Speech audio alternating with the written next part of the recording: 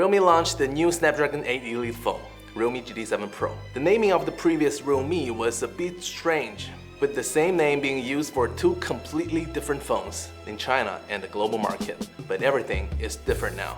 Realme has finally standardized its naming. The Realme GT7 Pro China version here is also the global version. You know what excites me the most? The price is only $510 US. Is this maybe the world's cheapest 8 Elite phone worth buying? What are the drawbacks compared to the more expensive phones? This video will give you the answer. Compared with the previous generation, this time the GT7 Pro has a huge change in design. The curved screen is replaced with four-sided micro-curved screen. The center round camera module has also been changed to a square shape. I personally like this change. I mean, I have seen too many phones with round camera modules this year. I'm a little tired of the round shape. The GT7 Pro uses a curved design next to the camera module at about 18 degrees. In practice, my index finger fits right in this position. So mobile phones have ergonomics now? Back to the backplane. GT7 Pro uses Mars-inspired colors and textures. This is the first time I've seen this orange color on a phone. The metal center frame uses a rare brown color, Origin Brown. It's so pretty. The designer of the GT7 Pro is a genius. To my surprise, this phone supports IP68 and IP69 waterproof and ultrasonic fingerprint. This is a $500 phone. How did Realme do it? My only complaint about this phone in terms of hardware is the USB 2.0 transfer speed. This not only means slower transmission speeds, but also means that it does not support video output. Realme GT7 Pro comes with a 6.78-inch 1.5K OLED screen from Samsung with 1 to 120 Hz LTPO and DC-like dimming strategy. Simply put, it's a good screen, right? Don't jump to conclusions. Take a look at our lab test first. First, the brightness. This Samsung panel has 630 nits manual maximum brightness and 2300 nits full screen peak brightness. Not only that, the brightness uniformity is also decent. It's worth mentioning that GT7 Pro has an extra option called Extra Brightness, which can provide additional manual brightness of up to 1100 nits. In terms of colors, GT7 Pro has 3 or 4, maybe infinite color modes. Anyway, the natural mode offers a 7000K color temperature preferred by most Asian users. The vivid mode is just vivid.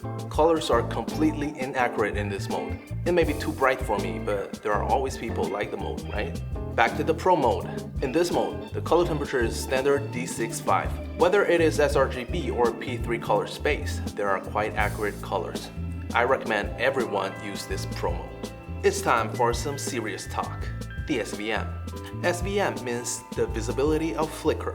You can assume that the lower the SVM value, the less the screen flickers. If you compare it to the iPhone, then obviously GT7 Pro is great, with much less flickering at any brightness. But compared to some Chinese phones such as OnePlus 13, the GT7 Pro will be a little bit behind.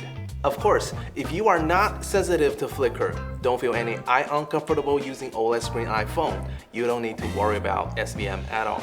I'm not actually worried about GT7 Pro's gaming performance. Snapdragon 8 Elite. No game can't run smoothly. More importantly, how does it compare to more expensive phones?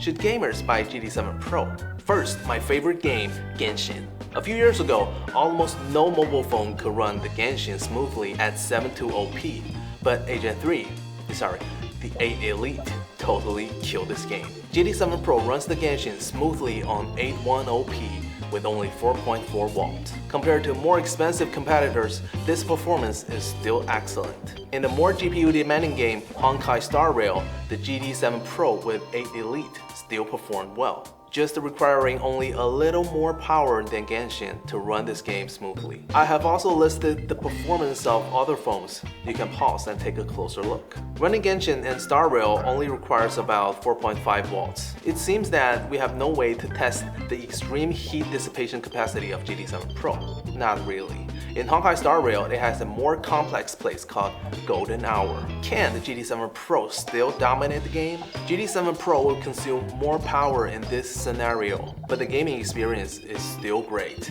The temperature is lower than Xiaomi. We also tested PUBG Mobile. I don't want to explain the performance. This is so easy. After watching Golden Hour, all I can say is, this is boring. Maybe next time we should test Wuthering Waves or Warzone Mobile. I'm not sure what games you guys like. You can let me know in the comments below the video. GT7 Pro supports 120 watts charging. Charging from 1 to 100% takes only 35 minutes. Please know that this is a 6500 mAh battery. This speed can satisfy any picky person. I know you must be thinking that it must be very hot when charging. Our lab temperature is set at 25 degrees Celsius. The highest temperature we measured during charging was only 41 degrees Celsius. This 6500 mAh silicon battery performed very well in our battery life test. The 5-hour test consumed only 41% of the battery.